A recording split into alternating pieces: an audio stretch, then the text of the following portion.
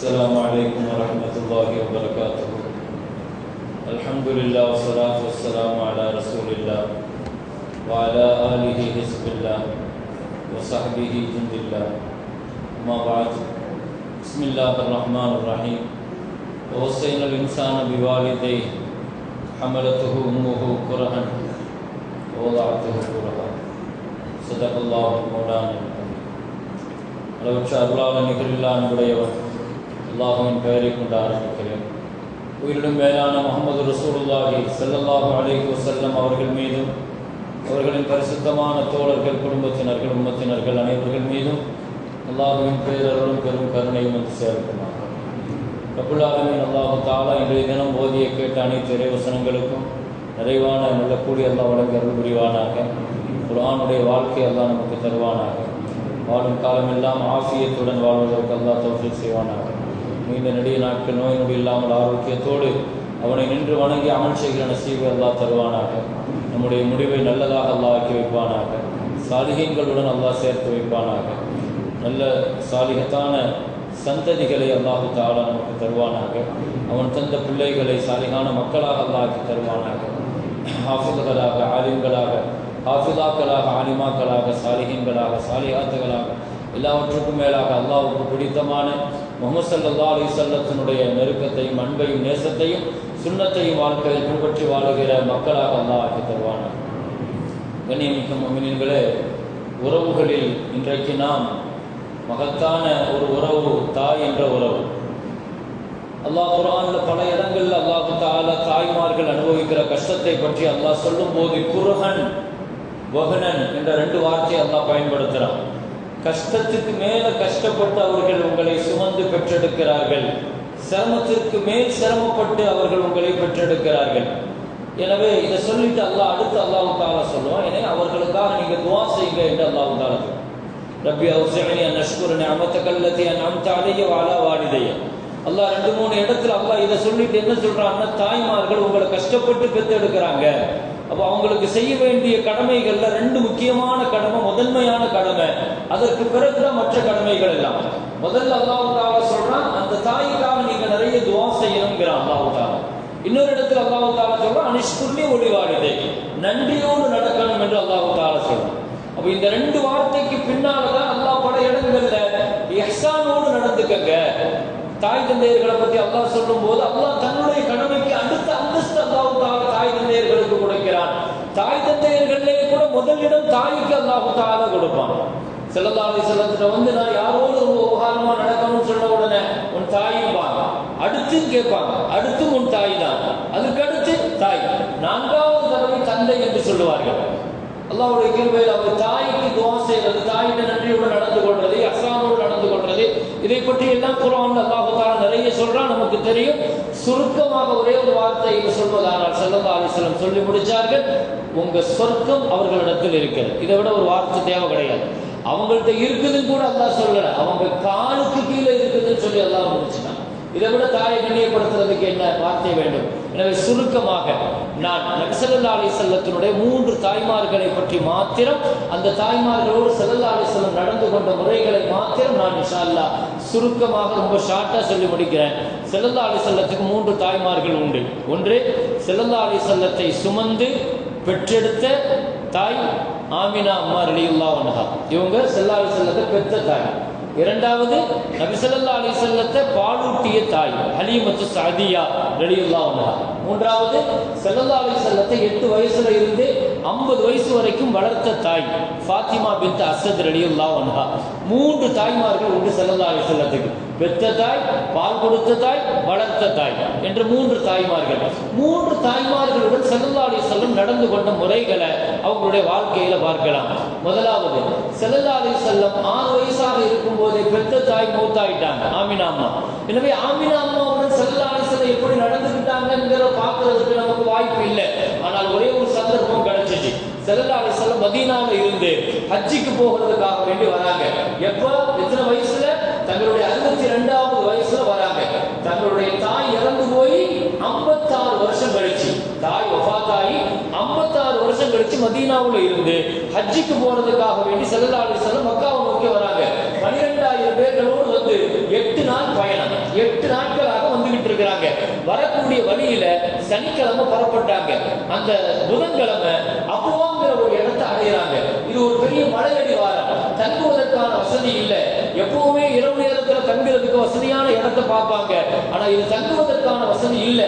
ஆனாலும் ஸல்லல்லாஹு அலைஹி வஸல்லம் சொன்னாங்க, நான் இன்னைக்கு இரவு இங்கதான் தங்க போறேன்னு சொன்னாங்க. அப்ப நபியோடு வந்து 12,000 பேர் மக்காவுக்கு போய் சேரும் போது 1.25 லட்சமாக அப்படி மாறிட்டாங்க. வர வர அப்படியே சேர்ந்துகிட்டே போவாங்க. ஸல்லல்லாஹு அலைஹி வஸல்லம் ஒரு ஹஜ் தான் செஞ்சாங்க.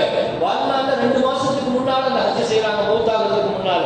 அப்போ அந்த நேரத்தில் அபுவாங்கிற இடத்துல ஒரு மலையடி வாரம். சஹாபாக்கள் சொல்றாங்க, ராத்திரி நேரம் ஸல்லல்லாஹு அலைஹி வஸல்லம் அந்த மலையில ஏறினாங்க கஷ்டப்பட்டு. கடுமையான முள் செடிகள் போன்ற கடுமையான மலை பிரதேசத்துல ஒரு இடத்தை தேடி போய் கடைசியாக ஒரு கபருக்கு பக்கத்துல போய் உட்கார்ந்தாங்க ராத்திரி நேரத்துல. அப்பொழுதுதான் தெரிந்தது அது முஹம்மது ஸல்லல்லாஹு அலைஹி வஸல்லத்தினுடைய தாய் ஆமினா அம்மாவுடைய கபருங்கிறது எங்களுக்கு அப்பதான் தெரிஞ்சிச்சு. எத்தனை வருஷத்துக்கு பின்னால? 56 வருஷத்துக்கு பின்னால ஹஜ்ஜுக்கு போகும்போது தன் தாயினுடைய கபருல போய் பயணம் சொல்லி ஜியாரத்துக்கு போய் உட்கார்றாங்க ஸல்லல்லாஹு அலைஹி வஸல்லம். சஹாபாக்கள் சொல்லுவாங்க, ராத்திரி முழுக்க அந்த கபர்ல உட்கார்ந்து தங்களுடைய முட்டை கட்டிக்கிட்டு ஸல்லல்லாஹு அலைஹி வஸல்லம் அழுதாங்க. வாழ்நாள்ல நாங்க இப்படி ஸல்லல்லாஹு அலைஹி வஸல்லம் அழுததை பார்த்ததில்லை. தன் தாயினுடைய கபர்ல அழுதுட்டு ஸல்லல்லாஹு அலைஹி வஸல்லம் தன் தாயோடு பேசினாங்க. தாய்கிட்ட பேசுறாங்க, கபருடைய ஜியாரத்துல இது ஒரு சுன்னத் இருக்குது. வெறுமனே கபர்ல போய் கொஞ்ச நேரம் நிற்கலாம், நினைவுகளை பகிர்ந்து கொள்ளலாம், நாம் ஓதலாம், துஆ செய்யலாம், இஸ்திக்ஃபார் செய்யலாம். அதோடு கபராளிகளோடு பேசணும். நம்ம தாயாக இருந்தா, தந்தையாக இருந்தா, நண்பராக இருந்தா பேசியிருக்கிறாங்க. சஹாபாக்கள் ஜியாரத்து செய்யற ஹதீஸ் எல்லாம் பாத்தீங்கன்னா போய் அதற்கு அடிக்கடியெல்லாம் பேசுவாங்க. இங்க என்ன நடக்குது தெரியுமா? நீங்க விட்டுட்டு வந்துறீங்க, உங்க மக்கள் என்ன செய்யறாங்க தெரியுமா? நீங்க இப்ப என்ன நிலைமையில இருக்கிறீங்க?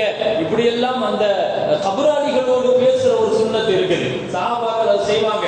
அவங்க கண்டிப்பாக அதை கேட்கிறாங்க. அவங்க பதில் சொல்றாங்க இல்லையோ, நமக்கு தெரியுதோ இல்லையோ, ஆனா கபராளிகளோடு பேசுற ஒரு சுன்னத் இருக்குது. ஸல்லல்லாஹு அலைஹி வஸல்லம் போய் தன் தாயிட்ட உட்கார்ந்து பேசினாங்க.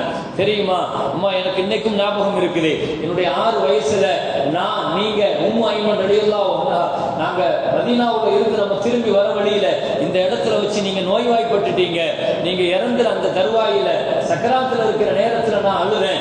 அழுகும் போது நீங்க சொன்னீங்க, மகனே நீ அழக்கூடாது, உலகத்துல உயிர் உள்ளவங்க ஒரு நாள் மௌத்தா போகத்தான் செய்யணும். நீங்க எனக்கு கடைசியாக செஞ்ச உபதேசம் இன்னைக்கும் என் மனசுல நிக்குதுங்கிறாங்க. தன் தாயிட்ட சொல்றாங்க, நீங்க இந்த 6 வயசுல எனக்கு இந்த இடத்துல வச்சு நீங்க சொன்னீங்க, மகனே நீ அழக்கூடாது, உலகத்துல எல்லா ஹயாத்தாளுக்கும் ஒரு நாள் மௌத்தாகத்தான் செய்யணும். இன்னைக்கு நான் மௌத்தாகிறேன், எனக்கு பின்னால நீ மௌத்தாக வேண்டியது இருக்கும். அதனால குல்லு ஹய்யின் மையித்துன் குல்லு ஜதீதுன் வபால், உலகத்தில் புதியது எல்லாம் ஒரு நாள் பழையதாகும். வகத் தரக்துக நூரா, உலகத்தின் ஒளியாக உன்னை நான் விட்டுட்டு போறேன் அப்படின்னு நீங்க சொன்னீங்க.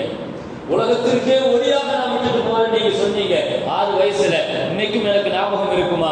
அந்த இடத்துல நீங்க மௌத்தாயிட்டீங்க. இன்னைக்கு உங்களுடைய மகன் ஒரு சமுதாயத்தினுடைய தலைவராக, ஒரு நபியாக, ஒரு ரசூலாக, ஒரு அரசியல் தலைவராக, இவ்வளவு பெரிய உம்மத்திற்கு தலைவராக நான் இருக்கிறேன். இந்த நேரத்திலும் நான் சொல்றேன், அம்மா நீங்க ஒருவேளை ஹயாத்தாக இருந்தா, நீங்க ஹயாத்தா இருந்து நான் தொழுகைக்காக தக்பீர் கட்டி நிற்கிற பொழுது நீங்க என்னை பார்த்து முஹம்மதே வா என்று நீங்கள் கூப்பிட்டால் நான் தக்பீர் அவிழ்த்துட்டு என்னன்னு கேட்பேன்னு நான் சொல்றேன். தன் தாயோடு பேசுறாங்க. அல்லாஹ் குர்ஆன்ல சொல்றான், நீங்க தொழுகைக்கு தக்பீர் கட்டி நின்னா கூட ஸல்லல்லாஹு அலைஹி வஸல்லம் கூப்பிட்டா என்னன்னு கேட்கணும்னு அல்லாஹ் குர்ஆன்ல சொல்றான். ஆனா ஸல்லல்லாஹு அலைஹி வஸல்லம் சொல்றாங்க, நான் தக்பீர் கட்டி நின்னா நீங்க வான்னு என்ன கூப்பிட்டா நான் தக்பீர் அவுத்துட்டு வந்து என்னமான்னு கேட்பேன் அப்படிங்கிறாங்கன்னா அல்லாஹ் அக்பர். தாங்கள் பெற்றெடுத்த தாயை எவ்வளவு பெரிய இடத்துல வச்சிருக்கிறாங்கிறத நாம விளங்கணும். ஸல்லல்லாஹு அலைஹி வஸல்லத்தை வளர்த்து பால் கொடுத்த தாய் ஹலீமா சஅதியா ரலியல்லாஹு அன்ஹா. பிறந்தவுடன் அரபுகள்கிட்ட இந்த மாதிரி பால் கொடுக்க வைக்கிற பழக்க வழக்கங்கள் இருக்குது. தாய்மார்கள் வந்து செவிலி தாய்மார்கள் பால் கொடுப்பாங்க. ஹலீமத்து சஅதியா ரலியல்லாஹு தான் ஸல்லல்லாஹு அலைஹி வஸல்லத்தை 4 வயசு வரைக்கும் வளர்க்குறாங்க. அந்த காலகட்டத்தில் வளர்க்கப்பட்ட அந்த ஹலீமத்து சஅதியா ஒரு நாள் குத்துபா ஓதுவதற்காக ஸல்லல்லாஹு அலைஹி வஸல்லம் மெம்பர்ல இருந்து குத்துபா ஓதிட்டு இருக்கும்போது திடீர்னு குத்துபாவை நிறுத்தினாங்க. சஹாபாக்கள் ஆச்சரியமா பார்த்தாங்க. ஸல்லல்லாஹு அலைஹி வஸல்லம் மெம்பர்ல இருந்து இறங்கி பள்ளிவாசலுடைய வாசல்ல பார்க்கறாங்க, ஒரு வயசான அம்மா நடந்து வராங்க. ஸல்லல்லாஹு அலைஹி வஸல்லம் போய் அவங்களுடைய கையை பிடிச்சி அப்படியே அழைச்சிட்டு வந்து மெம்பருக்கு பக்கத்துல தங்களுடைய துண்டை கீழே விரிச்சு அதுக்கு மேல உட்கார வச்சுட்டு மறுபடியும் ஜும்மாவுடைய குத்பாவை தொடர்ந்தாங்க. சஹாபாக்கள் ஆச்சரியமா பார்த்தாங்க. குத்பா முடிச்சுட்டு கேட்டாங்க, என்ன யா ரசூலல்லாஹ், ரொம்ப ஆச்சரியமா இருக்குது, ஒரு வயசான அம்மா வந்ததற்காக நீங்க குத்பாவையே நிறுத்திட்டு இறங்கிட்டீங்களே. செல்லல்லாருன்னா அது வேறு யாரும் அல்ல, ஹிய உம்மி, அவங்க எனக்கு பால் கொடுத்த தாய் ஹலீமத்து சாதியா, எனவே அவங்களுக்கு நான் மரியாதை கொடுத்தங்கிறாங்க ஸல்லல்லாஹு அலைஹி வஸல்லம். ஸல்லல்லாஹு அலைஹி வஸல்லத்தை 8 வயசுல இருந்து 50 வயசு வரைக்கும் வளர்த்த அம்மா ஃபாத்திமா பின்த் அஸத் யாரு? அலி ரலியல்லாஹுடைய உம்மா, அலி ரலியல்லாஹுடைய தாய், அபூ தாலிபனுடைய மனைவி. அபூ தாலிபனுடைய மனைவி அபூ தாலிபு சேர்ந்து தான் ஸல்லல்லாஹு அலைஹி வஸல்லத்தை 8 வயசுல இருந்து வளர்க்குறாங்க. கிட்டத்தட்ட 40 வருஷம் வளர்த்தாங்க. அந்த ஃபாத்திமா பின்த் அஸத் தன்னை வளர்த்த தாய், அந்த அம்மா அவங்க மௌத்தான உடனே நபிகள் நாயகம் ஸல்லல்லாஹு அலைஹி வஸல்லம் கபூர்ல இறங்கி அவங்களுடைய ஜனாசாவை ஸல்லல்லாஹு அலைஹி வஸல்லமே கையால தூக்கி அந்த கபூர்ல வைக்கிறதுக்கு முன்னால உலகத்துல யாருக்குமே ஸல்லல்லாஹு அலைஹி வஸல்லம் அப்படி செஞ்சதில்லை. அப்படி ஒரு மரியாதையை கொடுத்தாங்க. அந்த அம்மாவை கபூர்ல வைக்கிறதுக்கு முன்னால நபி ஸல்லல்லாஹு அலைஹி வஸல்லம் அந்த கபூராக படுத்துட்டாங்க. ஸல்லல்லாஹு அலைஹி வஸல்லம் அப்படியே மையத்து மாதிரி படுக்கிறாங்க. படுத்துட்டு எழுந்திருச்சு, கபரே என் தாயை உன்னிடத்தில் தருகிறேன், என்னை எப்படி நீ நடத்துவியோ அப்படி என் தாயை நடத்தணும் நாங்கள் ஸல்லல்லாஹு அலைஹி வஸல்லம். அப்படி தன்னுடைய தாயை கொண்டு வந்து, வளர்ப்பு தாயை கொண்டு வந்து ஸல்லல்லாஹு அலைஹி வஸல்லம் கபூர்ல வச்சு அடக்கம் பண்றாங்க. அல்லாஹ் அக்பர். நம்ம வாழ்க்கையில தாய்மார்களை எவ்வளவு கவனிக்கணும், கண்ணியப்படுத்தணுங்கிறத ஹஜ்ரத் ரசூல் ஸல்லல்லாஹு அலைஹி வஸல்லம் தங்களுடைய வாழ்க்கையில நடந்த 3 செய்திகளை நான் சுருக்கமாக தந்திருக்கேன். ஒரே ஒரு செய்தியோட நிறைவுபடுத்துவேன். சஹாபிகள்ல ஒருத்தர் அல்கமான் அவருடைய பெயர். மௌத்தினுடைய நேரத்தில் சக்கராத்தில் அவருக்கு களிமா வரலை. பக்கத்தில் இருந்து களிமா சொல்லி கொடுக்குறாங்க, களிமா வரலை. குடும்பத்துக்காரங்க ரசூலுல்லாஹ்ட்ட சொன்ன உடனே பிலால் ரலியல்லாஹு அனுப்பி வச்சு நீங்க போய் களிமா சொல்லி கொடுங்கன்னா பிலால் ரலியல்லாஹு போறாங்க, களிமா சொல்லி கொடுக்குறாங்க. ஒரு நாவல களிமா வரல. பிலால் ரலியல்லாஹு வந்து சொன்னாங்க, யா ரசூலுல்லாஹ் களிமா வரல. உடனே மறுபடியும் ஸல்லல்லாஹு அலைஹி வஸல்லம் நேரடியாக வந்தாங்க. வந்து அவருக்கு அல்கமாவுக்கு களிமா சொல்லி கொடுக்குறாங்க, களிமா வர மறுக்குது. ஸல்லல்லாஹு அலைஹி வஸல்லம் கேட்டாங்க, இவருக்கு வேற யாராவது உறவுகள் இருக்கிறாங்களா, இல்லை குடும்பம் பூரா இருக்கிறாங்க, இல்லை இவருக்கு வேற எதுவும் சொந்தம் இருக்குதா, அவங்களுடைய தாய் மட்டும் இருக்கிறாங்கன்னு. தாய் எங்கன்னு கேட்டாங்க. இவர் மேல கொஞ்சம் வருஷத்துல இருக்கிறாங்க, அந்த அம்மா வரலன்னு சொன்னாங்க. அவங்களை அழைச்சிட்டு வாங்கன்னு சொன்னாங்க. என்னன்னு கொண்டு வந்து அழைச்சிட்டு வந்த உடனே உங்க மகனை நீங்க மன்னிக்கணும்னா, இல்லை என் மகனை நான் மன்னிக்க முடியாதுன்னு அந்த அம்மா சொல்லுச்சு. அவர் களிமா சொல்ல மாட்டேங்கிறார், நீங்க மன்னிச்சாதான் அவருக்கு களிமா வரும். அந்த அம்மா உறுதியா நிற்குது. அப்படின்னா ஒரு வேலை செஞ்சிடலாம், உங்க மகனை இங்க நாங்க நெருப்பு வச்சு கொடுத்துறோம் அப்படின்னா, அவர் நரக நெருப்புல கிடந்து கஷ்டப்படுறத விட களிமா சொல்லாம உலகத்தில் நாங்க அந்த தண்டனையை கொடுத்தரோம்ன உடனே அந்த தாய் பதறி போய் நான் வந்து மன்னிச்சறேன் அப்படின்னு சொன்னாங்க. என்ன காரணம் சொன்னாங்கன்னா, பல நேரங்கள்ல அவன் மனைவிக்கு முன்னால என்ன ரொம்ப தாழ்வா பேசுவாங்கன்னு. மனைவிக்கு எண்ணெய் வச்சுக்கிட்டு சில நேரங்கள்ல என்ன ரொம்ப தரக்குறவா மனைவிக்கு முன்னால ஸல்லல்லாஹு அலைஹி வஸல்லம் அப்பதான் சொன்னாங்க, மன் ஃபல்லல ஸௌஜதஹு அலா உம்மிஹி, தன் தாயை தன் மனைவிக்கு முன்னால் எவன் தரக்குறவாக நடத்துவானோ ஃபஅலைஹி லஅனத்துல்லாஹ், அல்லாஹ்வுடைய சாபம், மலக்குமார்களுடைய சாபம் அவனுக்கு உண்டுன்னு கடுமையான ஒரு வார்த்தையை சொன்னாங்க. எனவே தாயினுடைய அந்தஸ்து கண்ணியம் மிக உயர்வானது. நம்முடைய வாழ்நாளுடைய ஆயுள தரும் என்பதை தாண்டி நான் ஏற்கனவே நேற்று சொன்னேன், நல்ல முடிவுக்கு தாயினுடைய துவா ரொம்ப முக்கியம். துவா இல்லாட்டாலும் பரவாயில்லை, கெட்ட துவா வழங்கக்கூடாது. அல்லாஹ் பாதுகாப்பானாக. வாஹிரு தாவானா அல்ஹம்துலில்லாஹி ரப்பில் ஆலமீன்.